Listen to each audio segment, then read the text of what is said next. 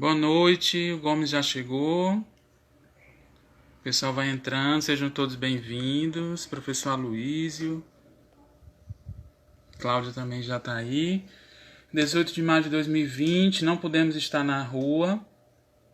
Estamos aí fazendo nossas manifestações virtuais, postando nossas fotos, nossas lembranças, né?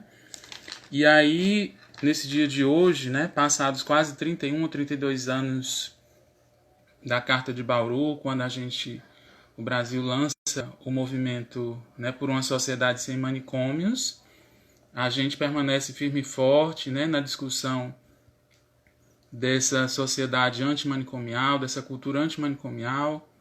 E aí a gente vai ter vários convidados aqui para conversar com a gente nesse dia, pessoas muito especiais que têm feito o movimento e que têm produzido, né, dentro dos seus espaços da universidade, do CAPES, né, transmitido esse ideal antimanicomial, né? Apesar da gente falar e ter como marco, né, a Carta de Bauru, a gente não pode esquecer também que a prática revolucionária da Anísio da Silveira também é um marco antimanicomial nessa história de luta, né, de transformação da atenção em saúde mental. E aí, com tanto tempo que a gente passou já, a gente ainda percebe a permanência da violação de direitos das pessoas com transtorno mental, das pessoas que têm problemas decorrentes do uso de álcool e outras drogas. Os últimos relatórios nos mostram, né, como essa violência ainda permanece e o quanto ainda permanece esses manicômios sutis, né, através dos discursos e das práticas do cotidiano que produzem o assujeitamento das pessoas, das subjetividades. E aí, para começar a nossa conversa, eu queria chamar a Cláudia Freitas. Queria pedir um pouquinho de paciência, porque está começando, ainda aprendendo a usar essas novas tecnologias, certo? Mas considero que vai dar certo. Boa noite, Cláudia.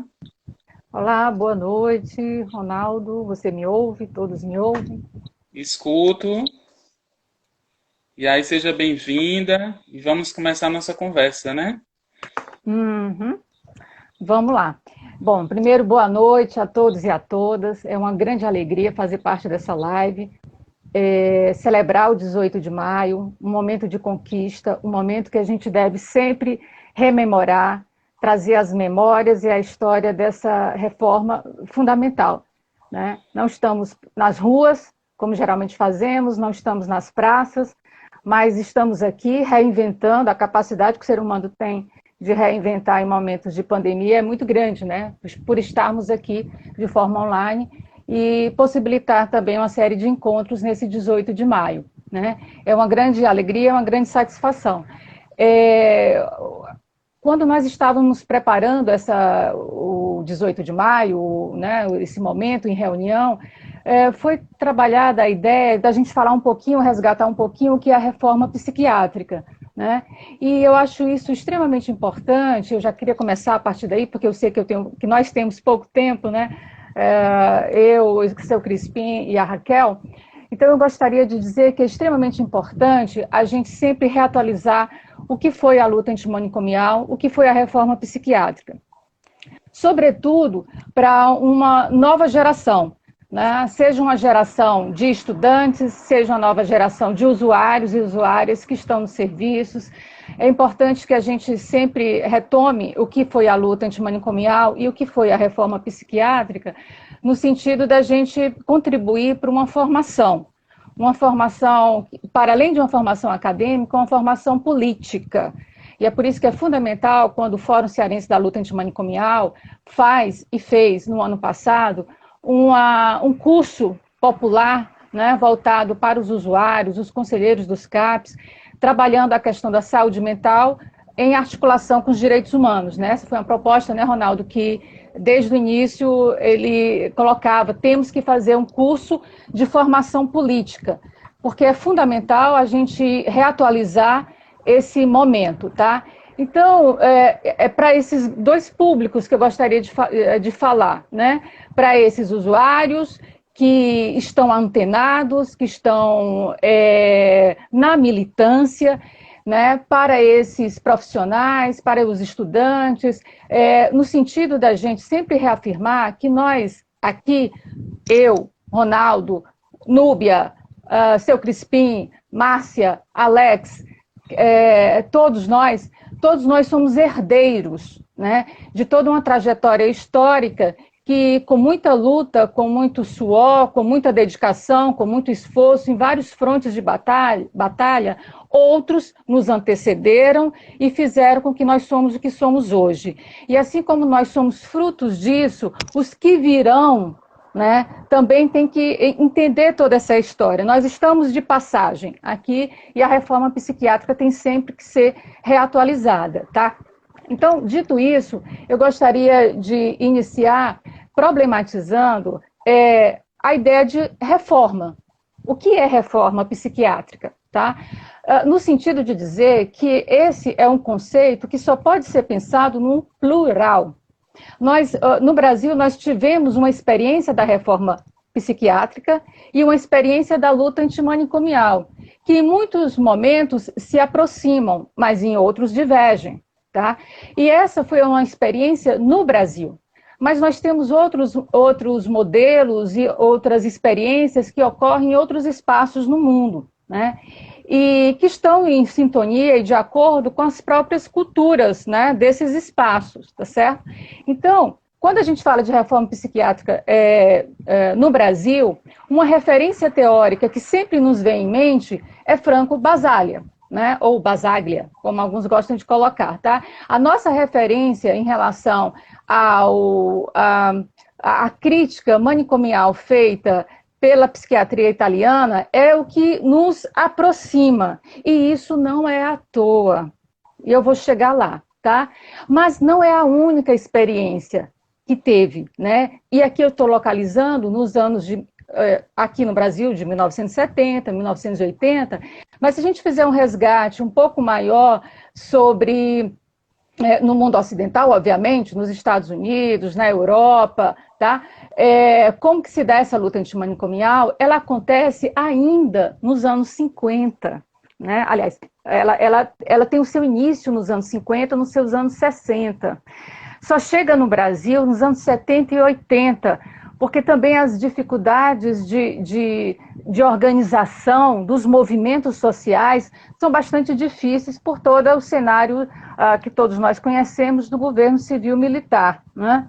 Mas eu gostaria de destacar profundamente aqui, não por enquanto o Basaglia, tá? Mas um outro autor que eu não sei se ele é muito estudado na nossa contemporaneidade, mas para aqueles militantes, ativistas políticos que se debruçaram sobre o seu momento histórico contra esse modelo hegemônico psiquiátrico, ele é muito importante. E aí eu quero revisitar um autor fundamental, que deve ser lido e relido, tá? Que é Thomas Szasz. Esse é um psiquiatra norte-americano, estadunidense, que vai fazer uma crítica feroz, contundente, ao modelo hegemônico da psiquiatria conservadora, tradicional, tá? E o que é importante considerar é que esses anos de 1960, eles são anos bastante instigantes, porque são vários os pensadores que estão criticando esse modelo de manicômio. E não só, né, nas ciências sociais, mas na própria psiquiatria. Se a gente compreender um pouquinho a geração lá fora desses teóricos, né, nos anos 60 e 70, nós vamos incluir, por exemplo, Foucault, né? A gente estuda muito Foucault, né? A gente estuda muito Foucault como um teórico, mas Foucault faz parte da mesma geração de Basaglia, faz parte da mesma geração de Ronald Lane, faz parte da mesma geração de Thomas Szasz, e o que todos eles têm em comum é que eles estão fazendo uma crítica, não é suave, é uma crítica bastante enfática em relação ao modelo hegemônico de um hospital que segrega, que confisca as nossas liberdades e tudo mais.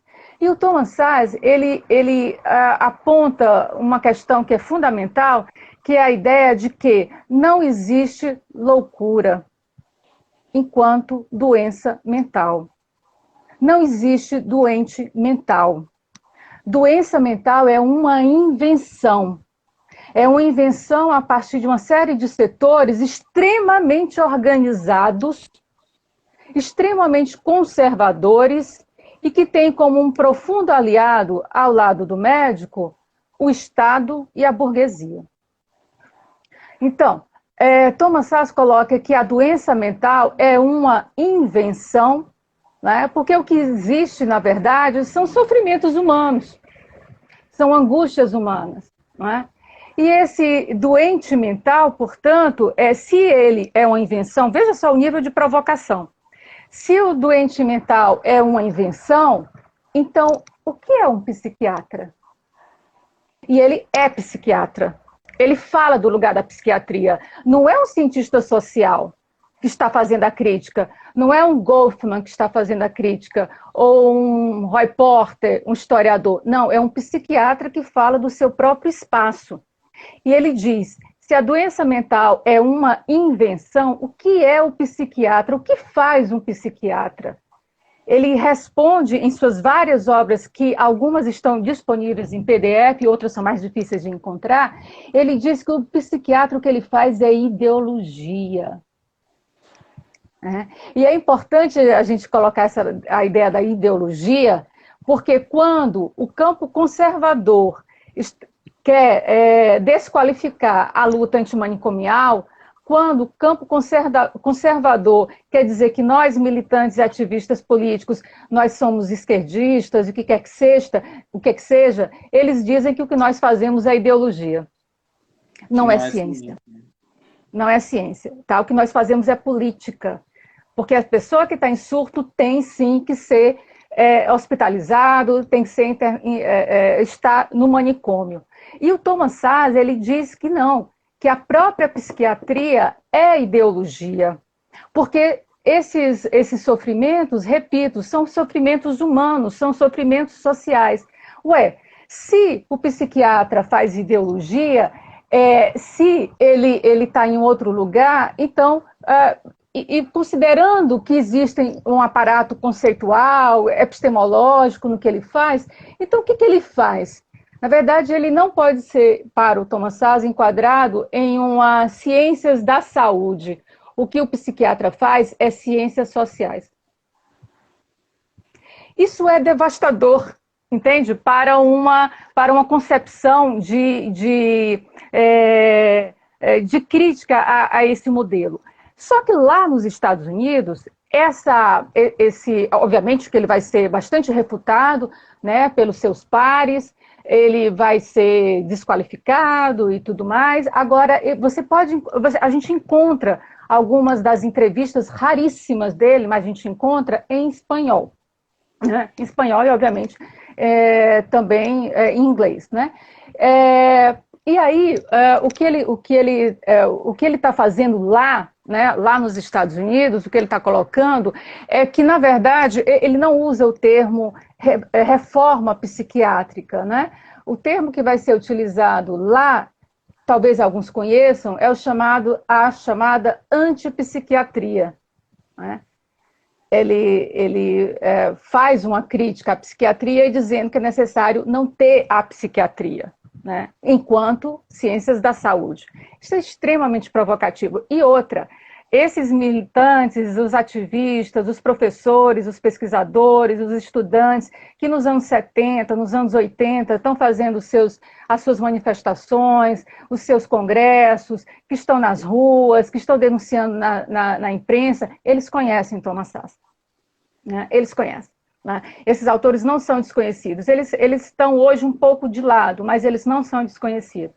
Então, vamos avançar. O que entra aqui no Brasil de influência vai ser a influência italiana.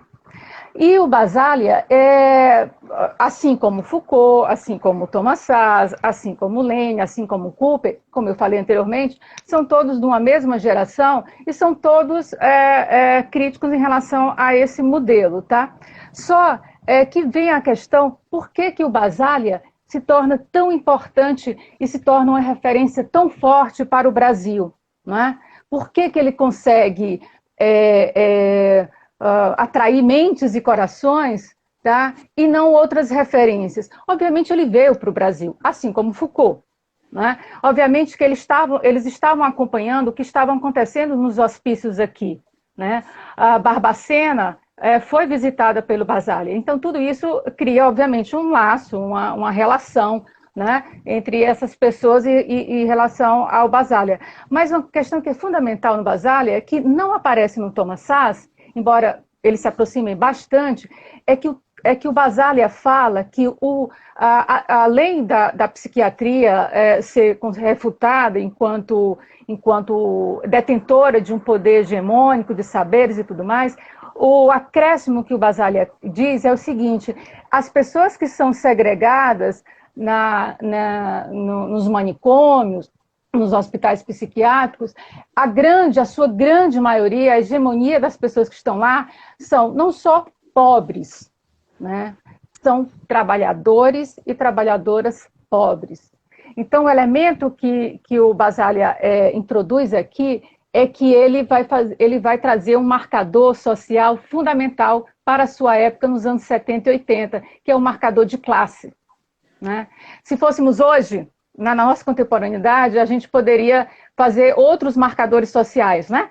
A raça, o gênero, para dizer que são negros, mulheres, pobres, né, que estão nos manicômios, nos hospícios, tá? Mas na sua época, essa questão de gênero e de raça, ela não está na sua efervescência, embora o movimento negro, o movimento feminista também estivesse bastante atuante, mas o que é importante é que é fundamental a gente pensar a doença mental enquanto uma farsa, né?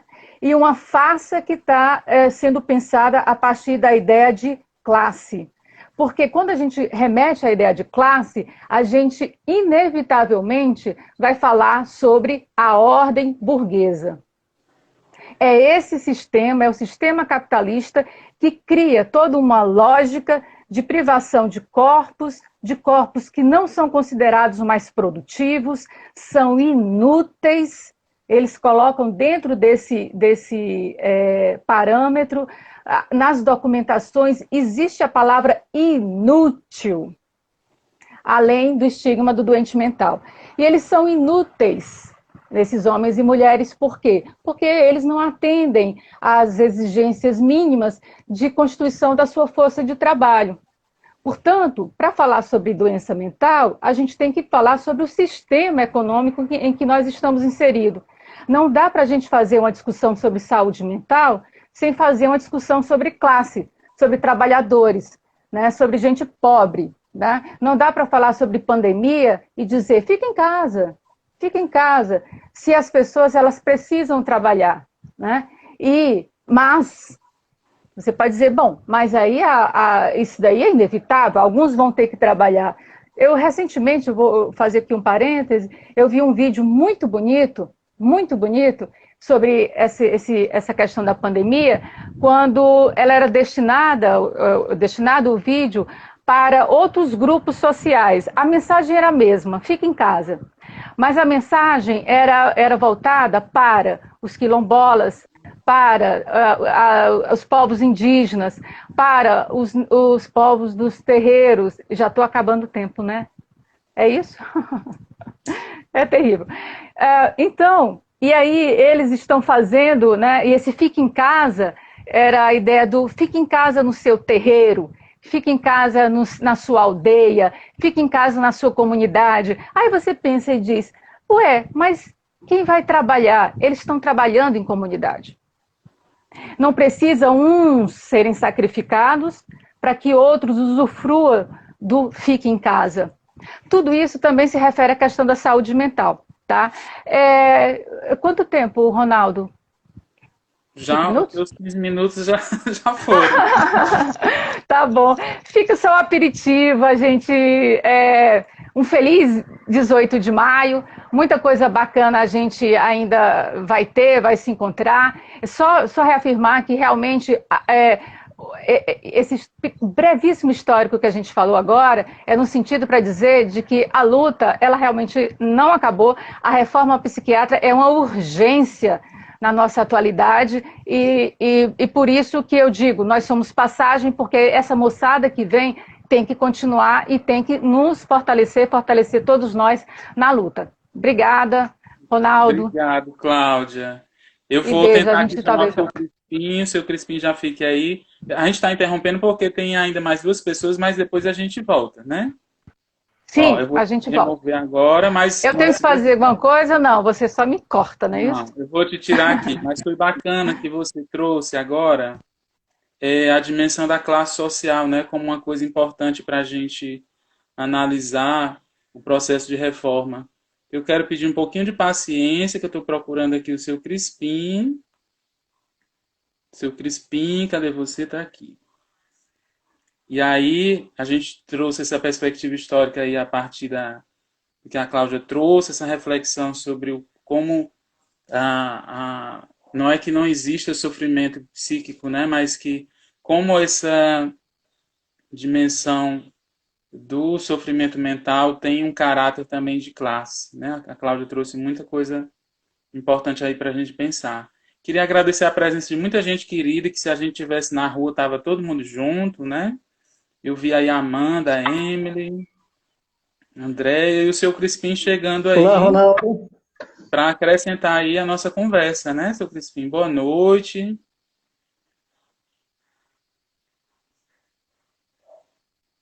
A internet do seu Crispim está um pouquinho lenta, mas ele vai trazer alguma coisa aí para a gente, vai trazer a percepção dele, a contribuição dele aqui para a gente conversar.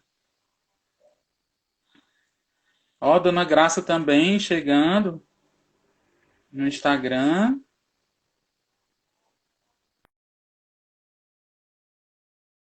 Problema com o seu Crispim.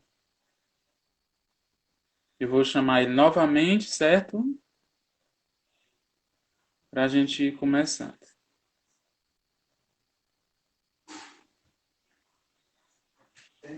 Tenta tirar ele e chama de novo. Ele já saiu. Eu estou tentando aqui. Só um minutinho, gente. Vamos ter paciência. Pronto, vou chamar de novo o seu Crispim.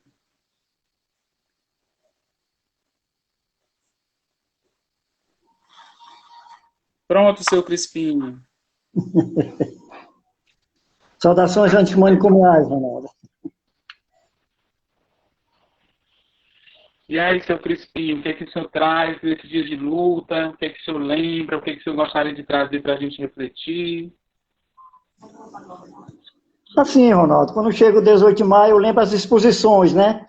Que o fórum, junto com os usuários, faz para mostrar a importância da arte na saúde mental, que muito tem nos libertado. Mas, como não foi possível por causa da pandemia, eu agradeço ao fórum por essa iniciativa dessa live. Eu queria falar um pouco sobre o isolamento social que nós estamos passando, né? É um isolamento que realmente é necessário, é um isolamento para precaução da saúde, mas isolamento esse, que você fica em casa, com alguns familiares, você tem um celular para ligar para amigos, trocar mensagem com familiares, você faz o que quer dentro de casa, se necessário, pode sair. Bem diferente do isolamento manicomial, porque a primeira coisa que acontece é a perda da autonomia. A pessoa deixa de ser ela, passa a fazer o que os outros querem. Você não tem escolha. O que é que você faz no manicômio? A rotina. Dorme, se alimenta, medicação, não tem outra coisa. Você não tem uma opção, você não pode ligar para uma pessoa, você é totalmente excluído do convívio social. Aí, a partir do momento que você perde a sua autonomia, você deixa de ser quem você é. Você não tem iniciativa de nada, como isso aconteceu comigo e muitos. Então, eis a diferença, né? E, sem dizer que o isolamento manicomial nos causa muito sofrimento, como feridas na alma, que só vão sarar quando você se liberta do manicômio. Coisa que leva tempo, não é do dia para a noite, nem da noite para o dia.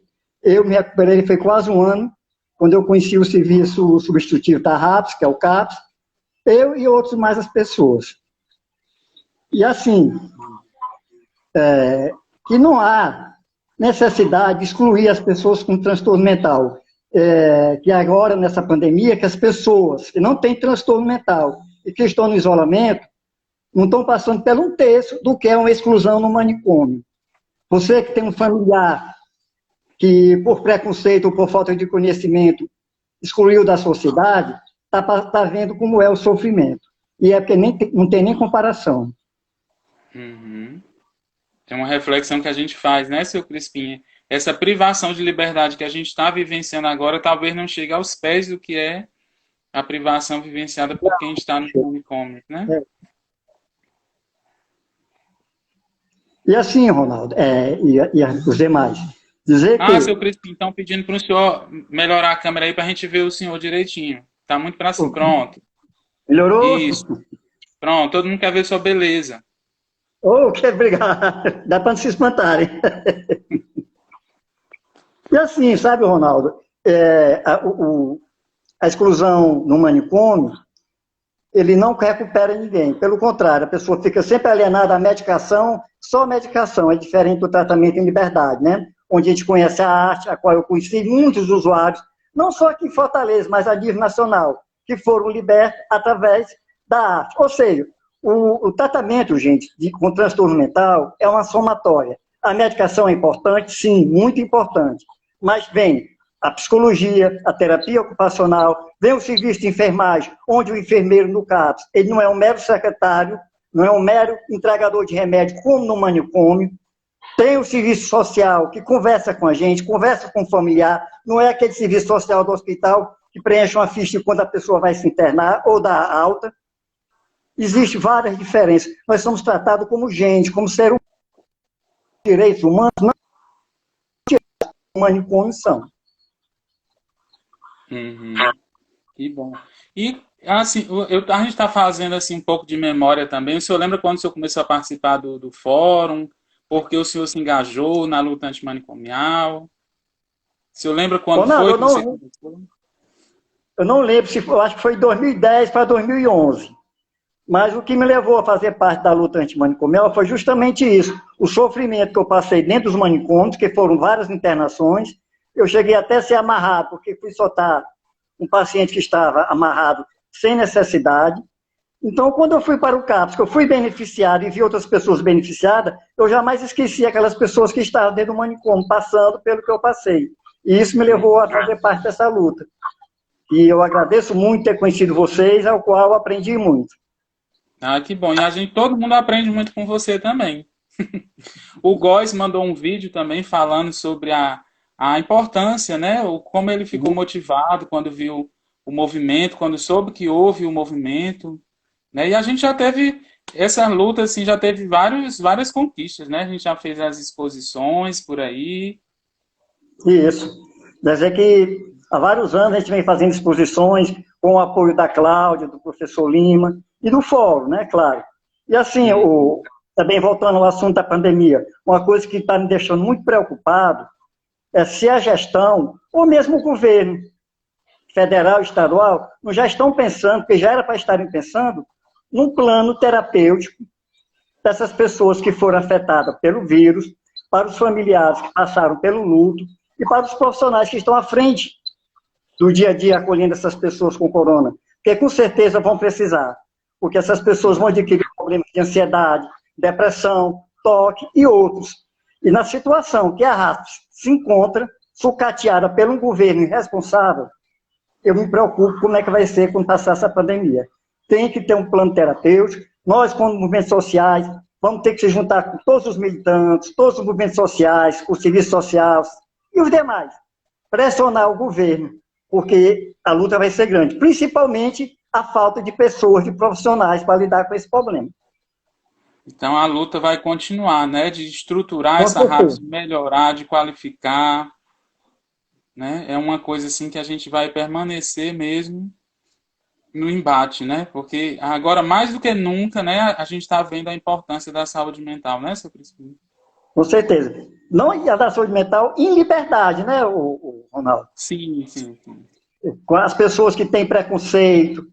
Porque muitas vezes, Ronaldo, eu costumo dizer assim, que o manicômio não é só ali as quatro paredes e a grade do hospital, não. Existem os atos, as práticas manicomiais. Como eu falei no começo, às vezes a família tem uma pessoa com transtorno mental, isola, deixa dentro de casa preso. Muitas vezes por falta de conhecimento, mas hoje as coisas estão tão avançadas que já dá para saber para onde levar. Ou por preconceito mesmo. Tem um poder aquisitivo e tem vergonha daquela pessoa perante a sociedade e prefere excluir. Tem aqueles preconceitos de achar que a pessoa, porque tem um transtorno, é louco. Mas as pessoas não veem que os loucos são os que fazem as coisas mais belas. Os loucos são os que se apaixonam, são os que amam, e são os que são loucos pela arte. E a arte é um dom da vida. Ah, que bom. Muito bonito ouvir. A dona Graça está aí, tá dando os parabéns, né? Tem vários dos Obrigado. nossos colegas que estão aí também. Perguntaram aí se você tem notícia, você sabe dizer como é que está a situação dos CAPs, como é que o senhor avalia aí que está a situação dos CAPs aí. O da Regional 4 está normal, assim, de acordo com as recomendações. As farmácias estão trabalhando, tem psicólogo no CAPS, enfermeiro e médico, para quando chega uma pessoa que precisa de uma acolhida, está sendo feita. Uhum. Só não está tendo os grupos, por causa da pandemia, né? É impossível por causa da aglomeração de pessoas. Mas os outros atendimentos estão sendo feitos. Pois é. Eu vi uma outra vez o Nonato falando que assim, a gente está preocupado, às vezes a saúde está muito voltada só para detectar o coronavírus, não sei o quê, mas é preciso também cuidar das pessoas que estão sofrendo, né, por conta disso. Às vezes o serviço tem que se adequar. Tem uma pergunta aqui que colocaram, assim, na sua opinião, seu Crispim, quais são as sugestões de cuidado para esse período de isolamento, que seria diferente do manicômio? O que é que o senhor sugere? O que é que a gente poderia pensar aí? O que é que o senhor acha? Mas o isolamento social, né? Eu acho que as pessoas deviam fazer uma rotina e, ao mesmo tempo, quebrar, para não ficar presa só aquela coisa, né? Porque a arte não é só arte plástica, não. Existem várias maneiras de você preencher o tempo. Uma boa leitura, um bom filme. Mas se você não gosta do filme, não gosta da leitura, puxa vida, vai varrer uma casa, passar um pano, lava a tua roupa. Você já está quebrando aquela rotina, você já está quebrando a ociosidade e o tempo passa. Agora, se você for ficar preso, pensando em coisas ruins, aí a pessoa adoece. Você tem que pensar e fazer coisas boas, coisas positivas. Projetar uma vida, né, para além da pandemia. Isso. A Amanda perguntando aqui se tem casos novos, se tem usuários que estão chegando abalados pela pandemia, né? Não chegou ao meu tem. Não chegou ao meu conhecimento. Uhum. Tenho percebido que, assim, tem a questão que às vezes a gente vem conversando de que, por exemplo, algumas pessoas que estão se contaminando, que são usuários, por exemplo, usuários de álcool e outras drogas, que já têm um preconceito em cima deles, né, têm uma dificuldade de acessarem o serviço, porque por conta do medo da contaminação, as pessoas estão se apavorando e às vezes isso pode gerar, inclusive, uma segunda exclusão, né? Com certeza, porque eles já são excluídos por viverem na rua. Já são excluídos por usar droga, né? Que na realidade nós todos usamos drogas. Quem não usa droga hoje? A diferença são os efeitos, porque são drogas lícitas e ilícitas. Mas todos nós usamos droga, nós usamos analgésico, nós tomamos Coca-Cola, café. Para que esse preconceito? Será que a sociedade, nós, não temos uma parcela de culpa daquela pessoa estar ali em situação de rua usando droga? O governo em si também tem a parcela de culpa dele. Então, para que esse preconceito? Se você não pode ajudar, não exclua. Quando passar por uma pessoa dessa, o mínimo que você pode fazer para ajudar é dar um bom dia, uma boa tarde, uma boa noite. E não virar a cara como se ele fosse um bicho, fosse te agredir. Porque ele é um ser humano igual a nós. Pois é, perguntaram aí o que o senhor seria se não fosse a arte. O que seria do senhor se não fosse a arte? Eu acho que eu estaria no manicômio ainda, viu? Porque foi a arte que me libertou, foi a arte que me mostrou o caminho da liberdade. Eu posso, às vezes, até digo que nós estamos num mundo cheio de preconceito, onde a arte me libertou desse preconceito. E através da arte eu vivo o milagre da arte, da paz. Nela encontrei a paz. Uhum. Não, é assim, peraí. Eu sou um sobrevivente, sim, porque hoje eu vivo e respiro o milagre da arte, e nela eu encontro paz. Se não fosse a arte, eu não teria essa paz. Ah, que bom. Tem mais alguma coisa que o senhor queira falar, seu Crispim? Você queira encerrar esse momento? Assim, só reforçar, né, o Ronaldo, a nossa luta, como é que vai ficar depois dessa pandemia, porque com certeza vai ter muitas pessoas com adoecimento mental e vai precisar, sim, dos atendimentos. E é preciso que o governo faça um plano terapêutico, se não pensou, comece a pensar, chame profissionais para fazer, e não fazer do jeito que ele acha que é para ser. Uhum. É para isso que existem os profissionais capacitados na saúde mental para fazer esse plano, porque vai ser preciso. E para encerrar, eu quero agradecer. Pode falar. Eu quero dizer que se a arte for loucura, eu não quero cura. Muito obrigado, viu, seu Crispim? A Ana Karine já está ali chorando, tem gente chorando de emoção, gente que já está no Rio Grande do Norte, em outros estados aí, que a gente guarda no coração, né? Que foram da saúde mental, da residência. André fazendo carinho aí de coração. E agradecer, viu, seu Crispim? Fique aí que pode ser que depois a gente tenha que voltar com alguma conversa. Eu vou chamar agora a Raquel. Eu agradeço a oportunidade. Quero dar um abraço a todos os militantes da luta antimanicomial. E manicômio nunca mais. Até mais. Obrigado. Vou chamar a Raquel. Raquel, se prepara aí. Raquel Celedoni. Não, gente. Raquel Cerdeira. Eu vi a Raquel Celedoni e fiquei lembrando aqui. Mas eu quero chamar agora a Raquel Cerdeira, psicóloga, que se garante lá do CAPS AD. Veio conversar com a gente também. Talvez a Raquel possa dizer: oi, Raquel. Olá. Raquel foi nossa professora do curso Saúde Mental e Direitos Humanos também, parceira na luta do Fórum de Redução de Danos. Seja bem-vinda, Raquel. Diga aí. Obrigada. Eu estou muito feliz de estar participando de novo. Eu estou ouvindo bem baixinho a tua voz. Melhor? Melhorou? Tá, melhor um pouquinho. E agora? Tá dando Melhorou um pouquinho. Agora? Dá para lhe ouvir. Pronto. Então vamos lá. Eu estou super emocionada aqui ouvindo a fala do seu Crispim. Estava aqui pensando, viajando aqui na fala da Cláudia e dele, né? Pensando o que eu posso contribuir para essa nossa reflexão de hoje, né? Nos foi pedido que a gente refletisse um pouco, né, da situação e como está a nossa saúde mental. Raquel, deixa eu te dizer, o pessoal está pedindo que está muito baixo. Peraí, quero ver se tirando aqui. Tu tá sem o fone, ou tá com fone?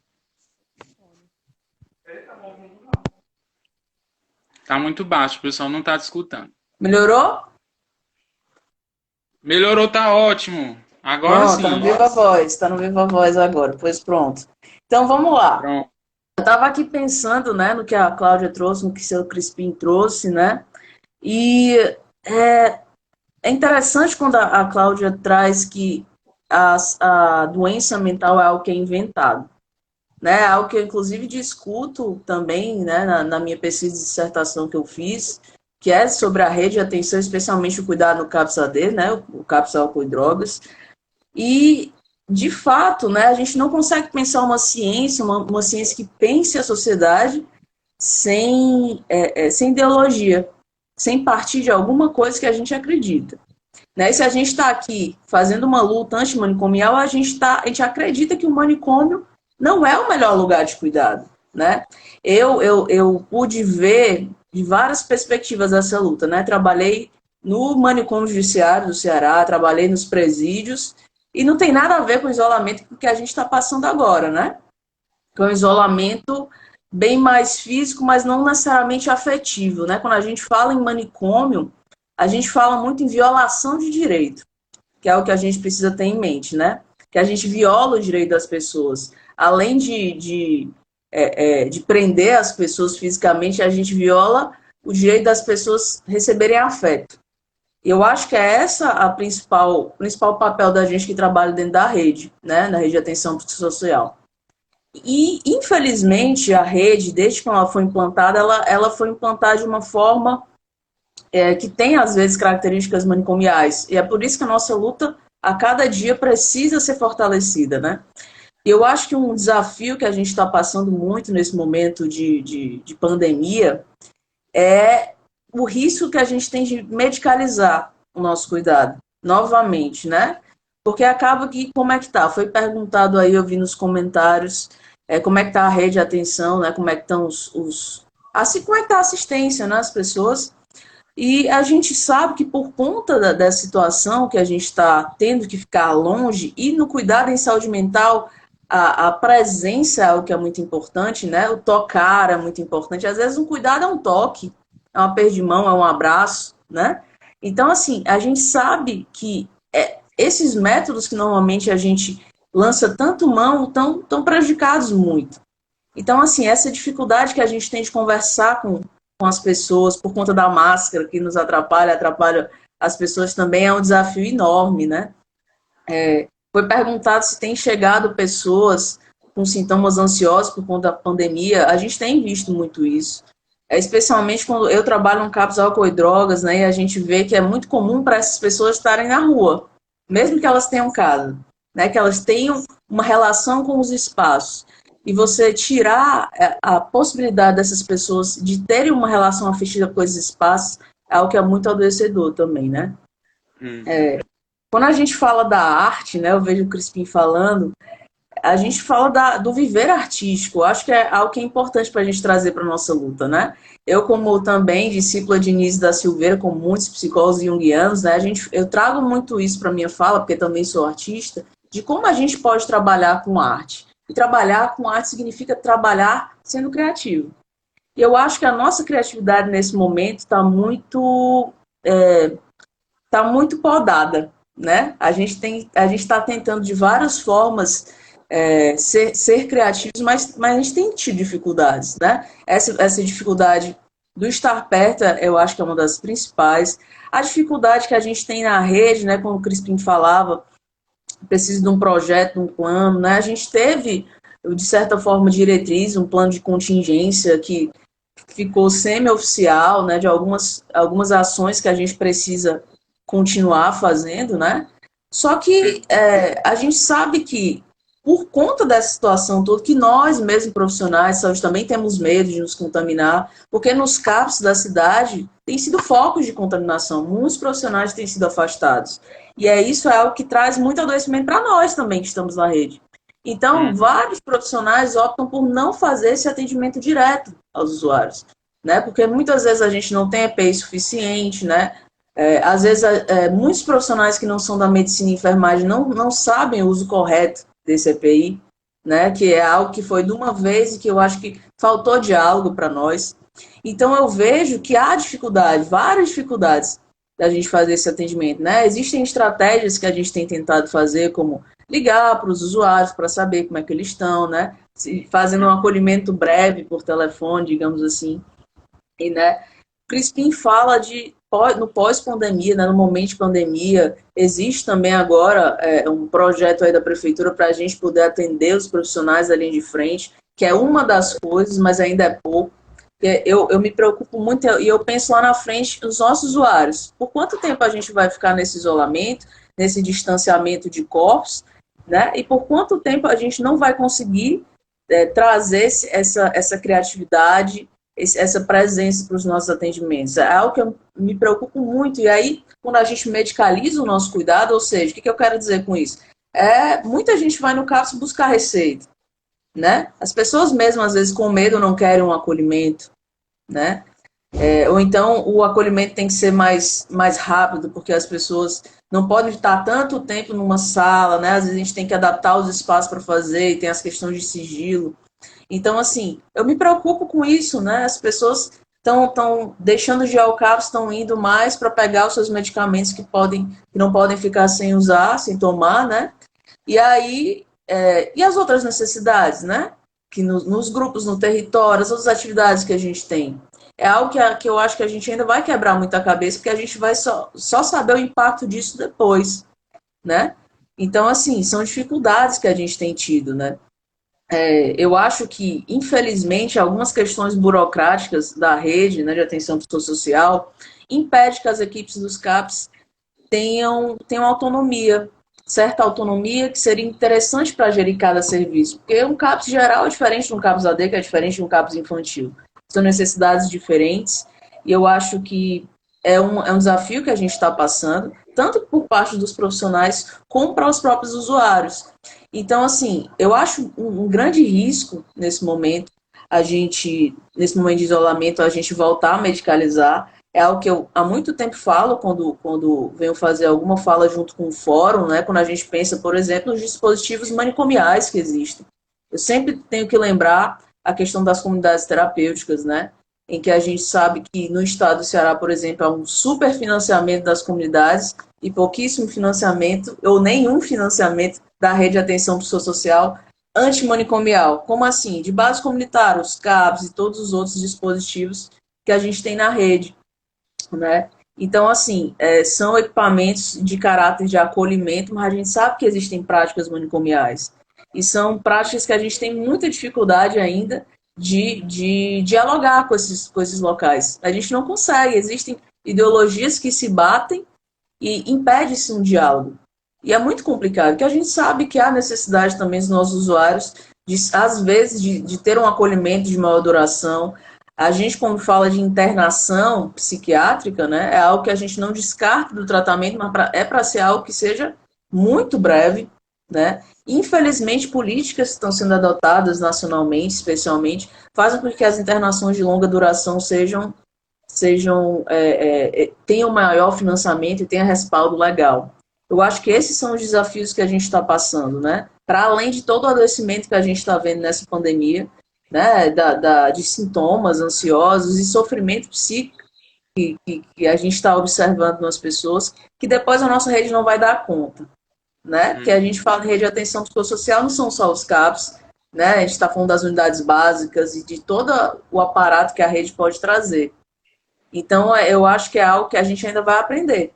Mas como falou o seu Crispim, eu acho que a gente tem que trazer para a nossa prática a questão artística. A arte no seu, assim, acho que no seu cerne, na sua essência, que é essa criatividade que eu falo, né? Uhum. Alguma pergunta? Olha, Eu acho que perguntaram, eu não sei se você contemplou, mas tinham perguntado anteriormente se tinha aparecido algum caso específico que estivesse muito relacionado à pandemia, se tu tem percebido isso. Assim, existe. Existe, na verdade, a gente vê em pessoas que já são ansiosas, muitas vezes, um medo de contágio maior, né? Uma angústia, uma ansiedade de estar em casa. A gente percebe isso no dia a dia do serviço, com certeza. Até porque nós mesmos nos percebemos adoecendo muitas vezes, né? Aquela agonia de estar passando álcool o tempo todo nas mãos, ou mesmo estar lavando as mãos o tempo todo. Nós, profissionais de saúde, que estamos trabalhando, a gente sente isso também, né? Então, isso a gente vê diariamente nos serviços, com certeza, né? uhum. E aí tem uma questão também que alguém está levantando, que é a dificuldade dos usuários acessarem tecnologias, né? Não terem planos de internet para que a gente possa. Apesar de que alguns estão me surpreendendo, né? Estou vendo Dona Graça por aí, o Góes, o Gomes, mas Eu acho assim, ainda tem uma parcela que não consegue, né? Ter acesso a essas tecnologias. especialmente quando a gente fala no contexto de álcool e drogas, né? Os nossos usuários, muitos deles em situação de rua, né? Não tem esse acesso. E aí, fala-se em tempos de pandemia de uma migração para o online, né? Tem muita gente que tem falado disso, que o mundo vai migrar para muita coisa. Bom, se a gente fala de migração, a gente primeiro tinha que falar de justiça social, como trouxe a Cláudia, né? Há uma diferença gritante de classe, há uma diferença das pessoas que fazem uso dos serviços do SUS para as que fazem uso do serviço de saúde complementar, né? Então, se a gente também não fala de uma equidade, de uma igualdade, pelo menos, né, em relação às tecnologias digitais, a gente tem que falar de classe, tem que falar de várias coisas, isso não está longe de ser verdade, né? Então, assim, de fato, a gente fala de adoecimento, a gente tem que falar das nossas estruturas sociais que estão ficando cada vez mais excludentes. É o que eu acho que a gente percebe com essa onda autoritária que a gente está vendo, né, no país. Pois é, não vai ter luta antimanicomial se não tiver justiça social, né? Com certeza. Ah, então perguntando aqui também se vocês estão atendendo crises, como é que está sendo no teu A gente cotidiano. é assim, né? O CAPS está fazendo os acolhimentos, né? Tentando fazer com que os acolhimentos sejam mais breves e a gente está fazendo atendimento de crise, né? A gente está com uma dificuldade grande que a gente tem na rede de Fortaleza há muitos anos já, que para onde vão as pessoas em crise, né? Hoje a gente só tem né? A gente nem caminha, né? Porque não há uma regulação, as pessoas vão para o Hospital Mental de Messejana, né? Que infelizmente a reforma nunca conseguiu colocar os leitos nos hospitais gerais como a gente queria. Então, nesse momento, a internação no Hospital de Messejana está sendo o último caso, pelo medo de ser um foco de Covid, né? Porque uma pessoa infectada pode infectar as pessoas que estão lá dentro. Então, esse entendimento está fazendo com que as pessoas sejam internadas em último caso. No caso, álcool e droga, já não tem mais a unidade de desintoxicação, que foi, né, no momento, não está funcionando para ser uma ala de Covid dentro do hospital.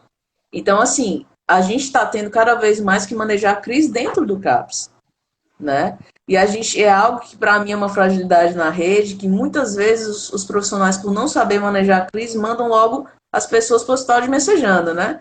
E nesse momento isso não é uma opção. Então, para a gente trazer mais para si a questão de que crise também tem que ser cuidada no território. Crise também é para ser cuidada junto à família, sem necessariamente ir para uma internação. Entendendo que a internação é um dispositivo importante, mas que não é o único para se tratar uma situação de crise, né? É algo que a gente precisa bastante ter em mente. Pronto. Eu fui informado aqui pelo cronômetro oficial que a gente está encerrando, né?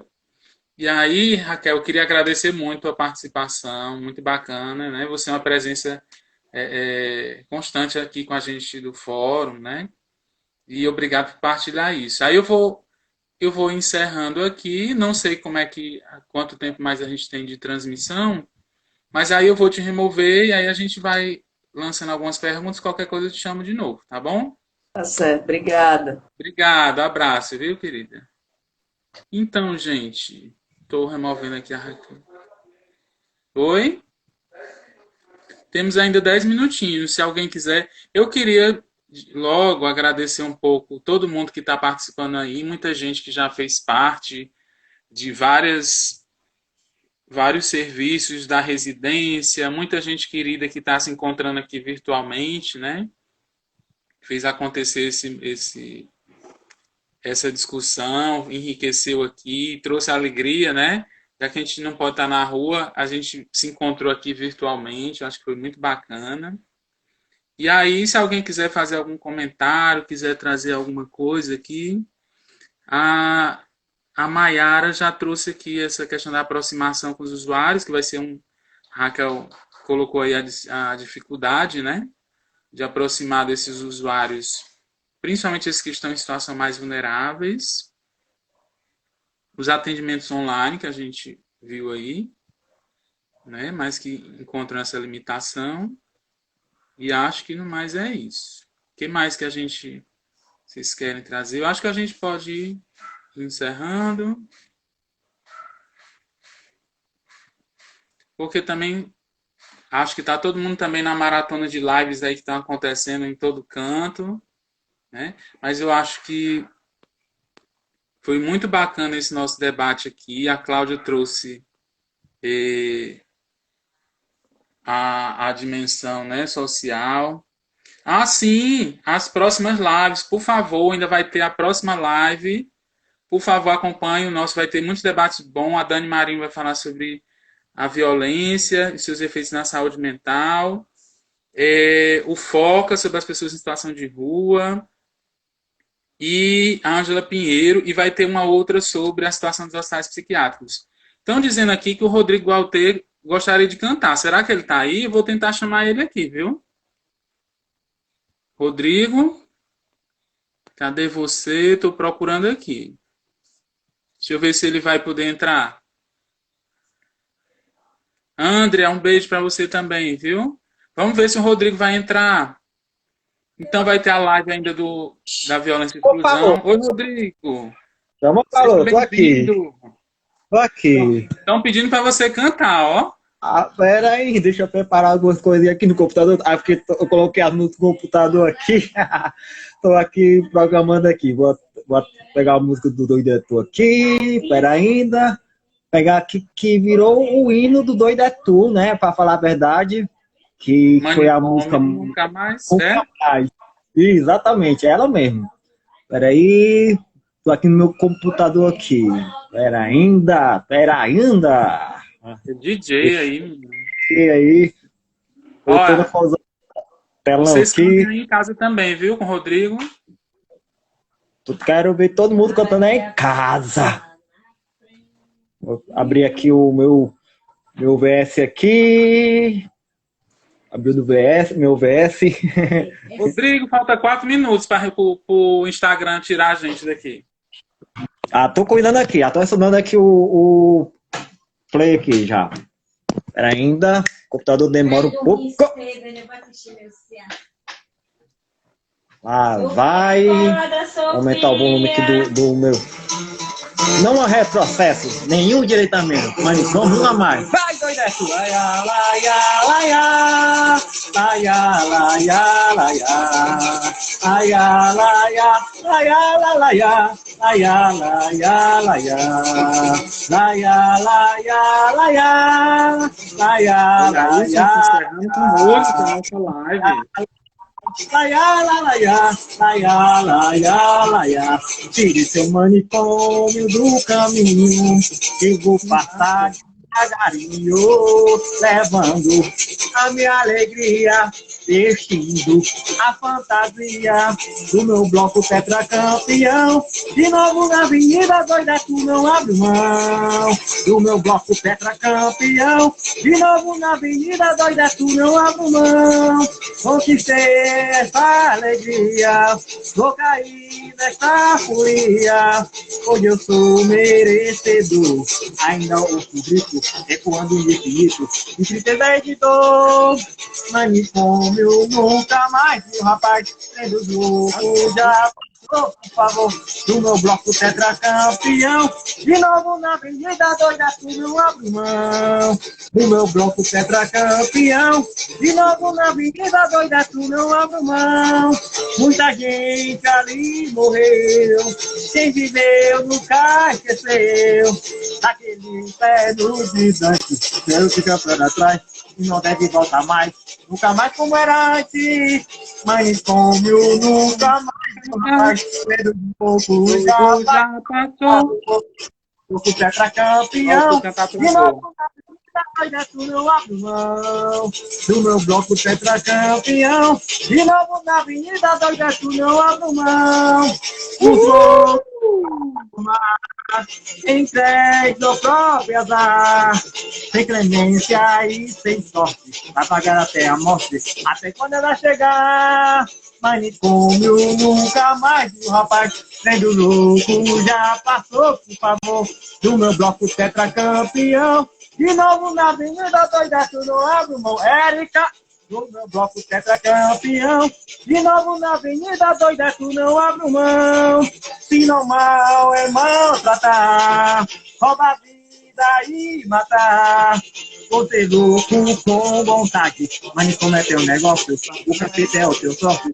Aí é Satanás. Manicômio nunca mais, meu rapaz, sendo louco já. Rodrigo, a gente vai ter que encerrar, que vai acabar o tempo. Muito obrigado. Muito obrigado, viu? Beleza, daqui a pouco estaremos às 8 da noite. Convido dado a todo mundo. Obrigado, se abrindo nossa live, viu?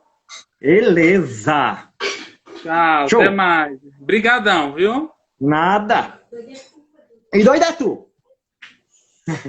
Isso aí.